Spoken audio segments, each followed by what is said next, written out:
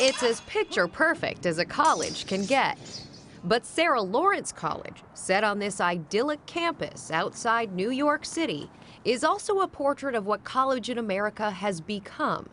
Really, really expensive. In fact, Sarah Lawrence has the dubious distinction of being perhaps the most expensive college in the nation.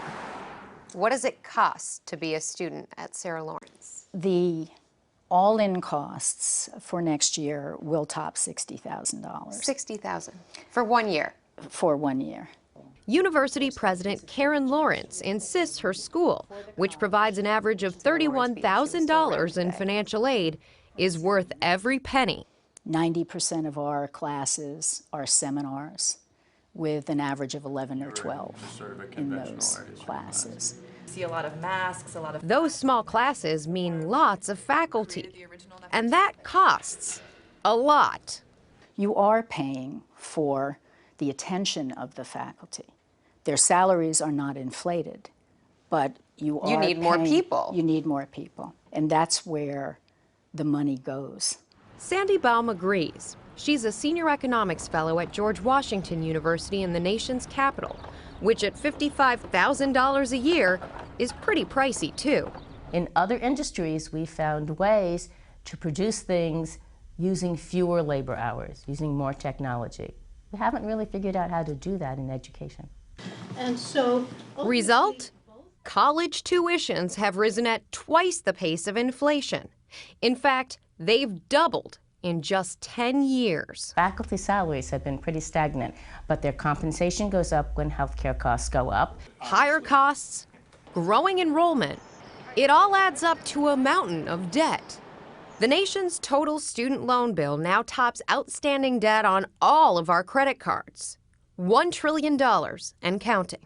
More and more students are having difficulty paying for colleges, which often forces them to borrow more. Mark Kantrowitz is the publisher of FinAid.org. Last year, the average debt at graduation was $27,200.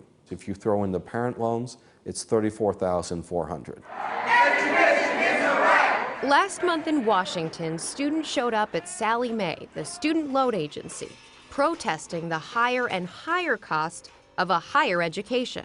we owe! And last week, still more protests. $1 trillion! I absolutely see this as a crisis. It seems that every state, every school proposes 10% increases. Natalia Abrams is an organizer of a group called Occupy Colleges. I would say at least once a week we have at least one school protesting against student debt. Enter the politicians. President Obama worked the college circuit during the week, decrying a plan to sharply increase interest rates on federal student loans in July. Tell them now is not the time to double interest rates on your student loans. Republican rival Mitt Romney was close behind. I fully support the effort to extend the low interest rate on student loans. But how to pay for it? The bill is passed. House Republicans voted to use money set aside for the Obama health care program, certain to be a non-starter with the president.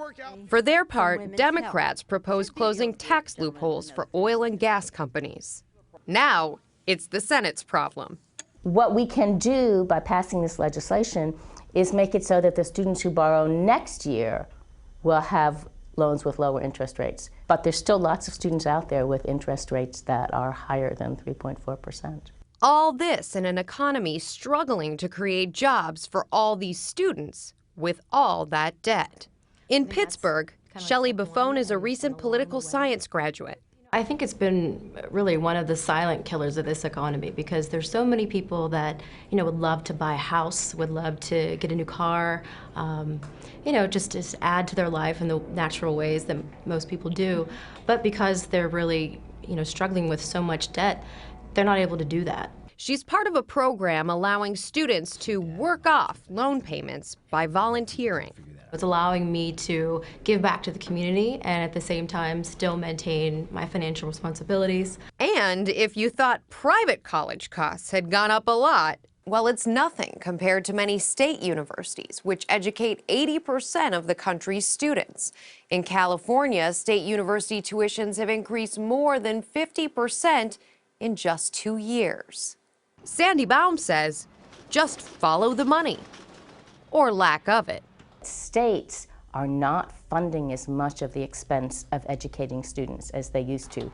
At Santa Monica College, President Chui Sang has had to hike tuition and decrease course choices for his community college's 30,000 students. Between 2008 and now, we have to reduce our offering each year by 1,100 sections. 1,100 sections. That's a tremendous impact on the students that we can serve. Students like Jasmine Delgado are struggling to enroll in the limited number of classes needed to get a transfer to a four-year college. I've come from a low-income family. My mom's our only, provider. My father's disabled, so it's scary. Last month, President Sang and his board thought they'd come up with a possible solution: provide 50 extra classes while charging triple the cost. Enraged students promptly made it clear: no sale. As the crowd started to swell, we were being pushed forward into the police officers, and one of the police officers pepper sprayed us, and then I was pushed to the ground. Jasmine says she thinks a two-tiered pricing system discriminates. Only those who would be able to afford these classes could take them. The proposal was killed, and school officials are learning to live with less. The Chancellor's Office has estimated close to 280,000 students that we're not serving this year. 280,000 students that were locked out of the system. Back at Sarah Lawrence, students are also wary of paying the price. Sarah Lawrence has a price tag. Megan Ragushka is the first person in her family to attend a four-year college. She's taken out loans, and she works part-time. I work in the admissions office that's right over there, and I'm an interviewer for senior students that are coming in. And I'm also an RA on campus, so I am one of those resident advisors that comes and gives you cookies. And next year, she's going to Harvard for a PhD in anthropology. But to get there, she's in the hole some $23,000. I think that if you value education and you value what it gives to you, you're willing to sacrifice a little bit to get there, at least for me. You don't need a PhD to wonder how much debt is too much. Sandy Baum says, do the math.